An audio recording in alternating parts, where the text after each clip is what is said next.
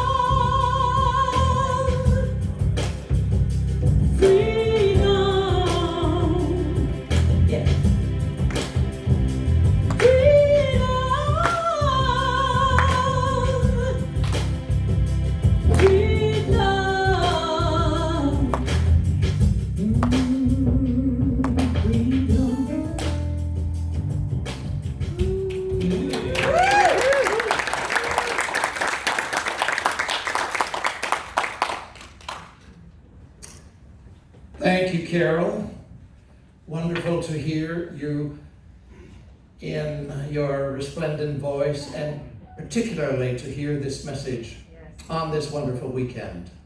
So once again to all, welcome. Today is the 5th day of July. We have in some way marked our country's anniversary of independence. Can you imagine that's over 200 years ago? Seems like a long time, isn't it? And it is. And our country is in a time of evolving. But that's one thing that happens for a country, but it is also another thing that happens for all of us. Let me quote to you from the words of Henry Miller. One's destination is never a place, but rather a new way of looking at things, unquote. And then, from a man that many of you, many of us know or have known, Steve Jobs. Quote, "Your time is limited, so don't waste living someone else's life. Don't let the noise of other opinions drown out your own inner voice.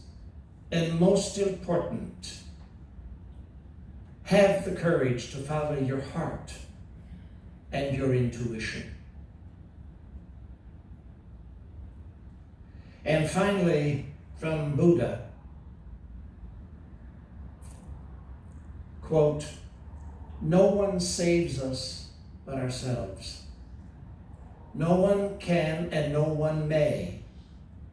We, ourselves, must walk the path." Unquote.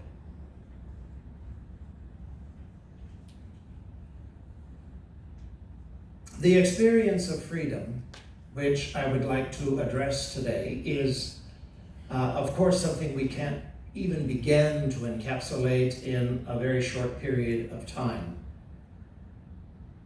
As a country, we're still in the process of trying to define what the word freedom means to us and how we live in the experience of freedom as a people, as a society, as a nation.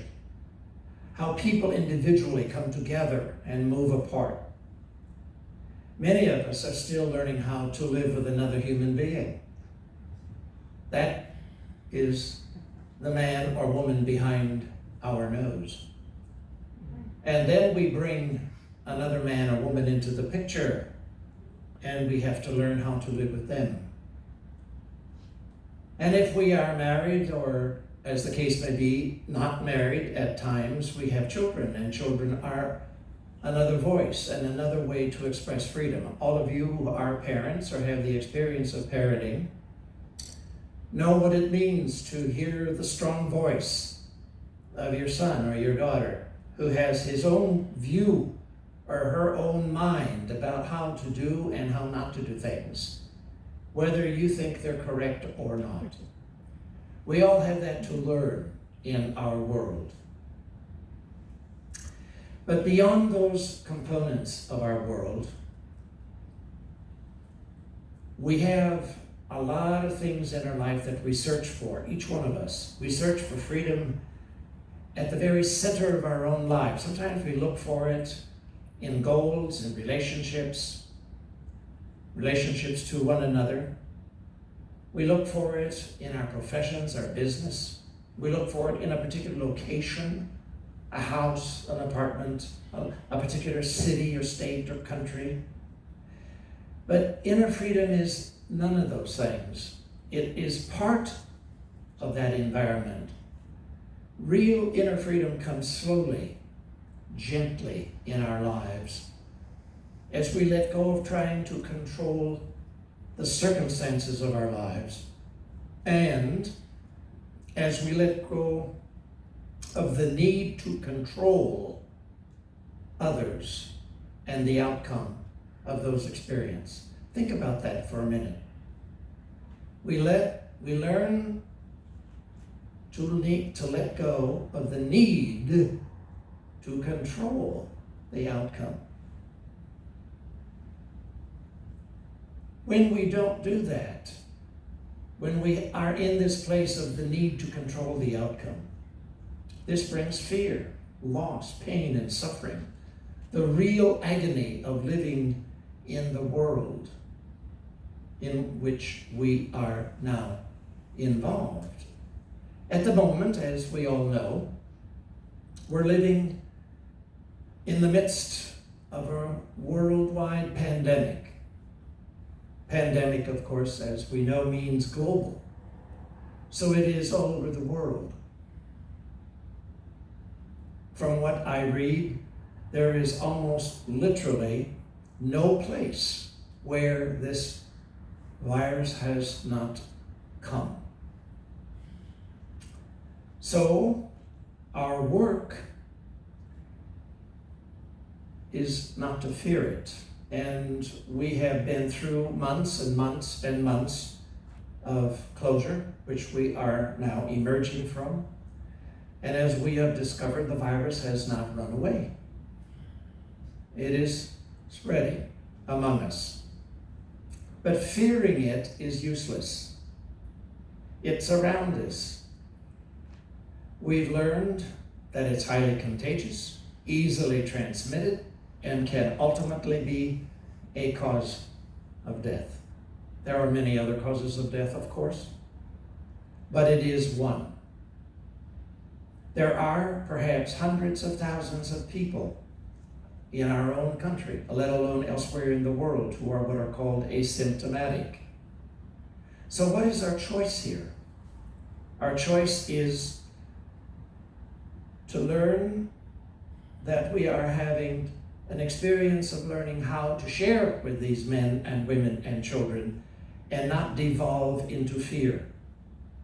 Fear weakens our strength. We all know that. Fear weakens our immunity. We have hundreds and thousands of medical men and women all over the world who have told us that when we go into fear and into stress, our immunity diminishes and collapses. So the work for us is to move outside of fear, to get into a place where we are able to live in a more whole place. When we live in fear, it creates paranoia, confusion, and conflict within ourselves. And when we really get caught in it, then we joyously share that fear with all the people we know and love. We pass it on. And now we have the wonderful world of electronic communication where we can send it around the world in an instant. That is not, my friends, what we need to share.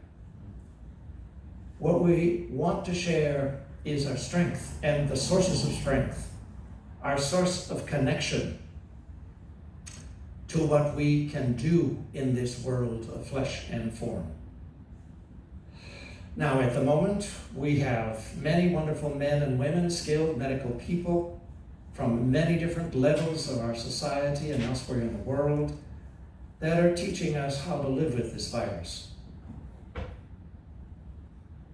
And we have to learn to live with men and women who are our family members, our friends, our spouses possibly, children, friends, neighbors across the country. So part of our work is to find a new way to be among the men and women that we love. And of course, part of that involves wearing the masks, as we now know, doing hand washing and all the other sanitizing things that are required to live in the physical world in a more safe way. And while it isn't easy, it is necessary, of course. But it is our learning. And trying to control the environment is somewhat useless because we can't control it. It just is. It's there. We have to be in the place of balance in ourselves to the best of our ability. And we can't get crazy because living in fear opens the door to weakness and to paranoia and confusion. It's a big learning, isn't it? It's a huge learning. It's a learning that meets the need of the moment. And we have to have something bigger in our life than living in fear. And that's where I mentioned at the very beginning. Don't let the noise of the opinions of others drown out your own inner voice. Have the courage to follow your heart and your intuition. You all, myself included, we all have a goal about our life, an awakening that is occurring. And I think this is a time of awakening for our planet because it's touching the world, not just America. We see a lot of unrest, civil unrest in our society that's due in part to old woundings, lack of healing that needs to occur. And that is important. And whether we're connected to that in a personal way or not, I don't know. But there is a voice for us in the world in which we live. My voice is here in this ministry and in the work of ministry that I have been involved with. And I see that going on. Many of my professional friends have said to me, and personal friends, "Aren't you afraid to be among people?" And I said, "Absolutely not." I said, "What's the choice?"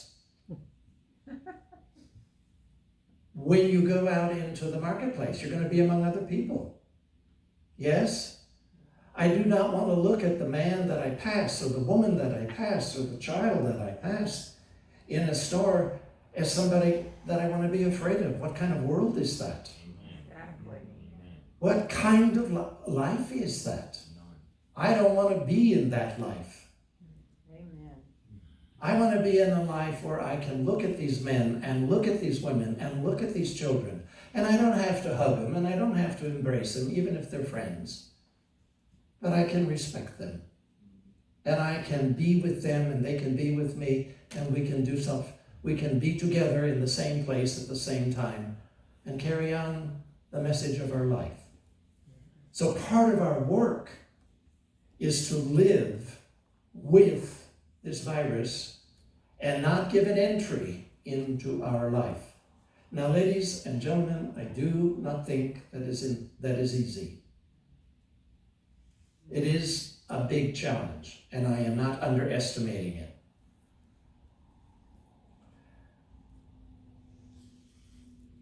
The last point that I really want to make today is that we must not put ourselves on hold in this time.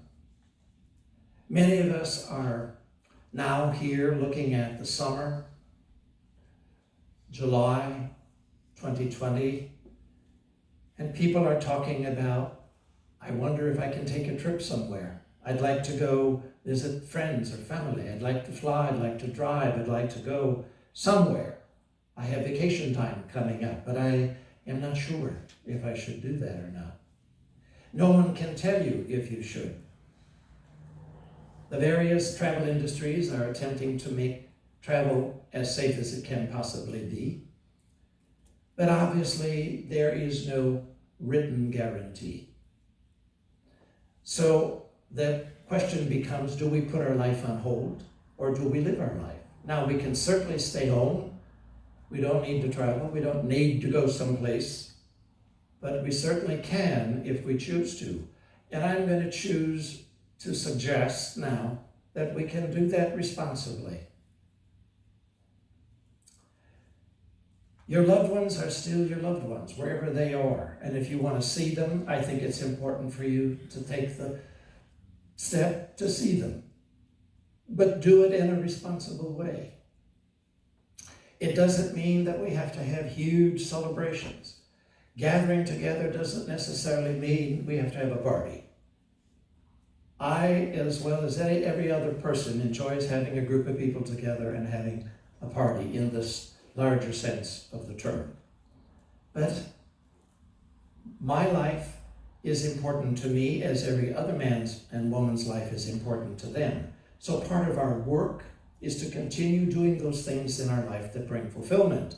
That means your work, if you have a work, or if you have a goal, if you're moving into a new house, a new apartment, you're buying a new car, you're getting a new job, and so on. All of these are directions that are important to you, or maintaining the life you already have. Don't put your life on hold. Someone said to me this last week, well, do you think the virus will be gone by Christmas? Christmas is 6 months away. No, I don't think so. I do not think so. The health experts all around us are saying the same thing. And you know, the viruses of the past are still with us. They haven't gone away. We've learned to live with them. I remember many, many, many years ago when the AIDS virus first was identified in our culture. And people then went through the same craziness that they're now involved in. I remember when, if anyone suspected that you were a gay person, they didn't want to be in the same room with you. They not only did not want to look at you, they didn't want to shake your hands, they didn't want to be near you, they didn't want to even go to a family gathering where you were going to be present. You were totally unwelcome because you might have it. Not that you did have it, but that you might have it because of your lifestyle. And eventually, a vaccine was developed. Various vaccines were developed, and now it's manageable. And it wasn't passed by the shaking of hands and by coughing and sneezing. It was passed by sexual activity, as we all know. But that fear went away. But the virus is still here. It isn't totally gone. It isn't totally cured. It isn't totally out of the culture. And so it is with all major viruses. We learn how to live with them. And so my message to you today is that we're going to learn to live with this because we're going to be free enough to live our life and do the work that we're here to do, not to let our voice get shut down, this intuitive voice or this courage that we have to live in a responsible way in the world, to take responsibility for the things that we really want to be involved with. And that involves your business. If you have a business, do your business. Enjoy your business and enjoy the benefits that that business brings. And if you have relationships, embrace them. Take good care of this wonderful woman in your life, a wonderful man, if he or she is a partner, a spouse, a loved one, whatever. And whoever your children and grandchildren may be, take care of them. Be with them. Share with them to the degree that it is possible to share with them. Don't put all that on hold. Your life is very important. And freedom comes when you live out of fullness, not out of fear and paranoia. How many of us have enjoyed living in paranoia for this last 4 months? Isn't it exciting to be able to get up and not go outside? You know, we live in a beautiful part of the world. We all moved here because we loved it. I sure as the world, I want to go back to the north where you get to freeze most of the year. And that's my choice. But we have to live here in a way that's much more conscious and much more responsible. So finally, I would love to offer you this blessing. Remember, freedom comes from the choices we make to be whole, to be healthy, respectful, and responsible to ourselves and others.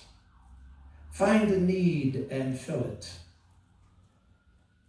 Live in the world with fullness, with joy and with thanksgiving, whether it's in community service, whether it's among your own friends or family, whether it's a great need or a small need, a big need or a lesser need, whether it's considered essential or non-essential. Live in the world of flesh and form with the fullness of your spirit. That will bring you freedom. I bless you. Thank you.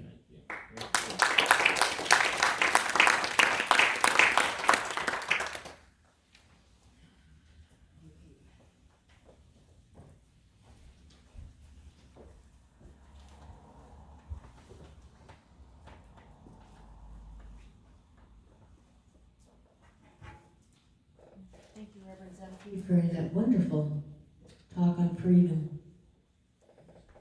We're going to do our closing song right now, and while we're gathered here together, I just want everyone to think about what they have in their lives, what their blessings are. You know, you don't focus on what you don't have, your problems. Focus on what you do have. All your family, you know, all the things that you do have. I am so grateful for the Temple family. Some of my closest friends are people here sitting in this room today. So I'm going to close with the song, I Am So Blessed. Please take these words to be your own.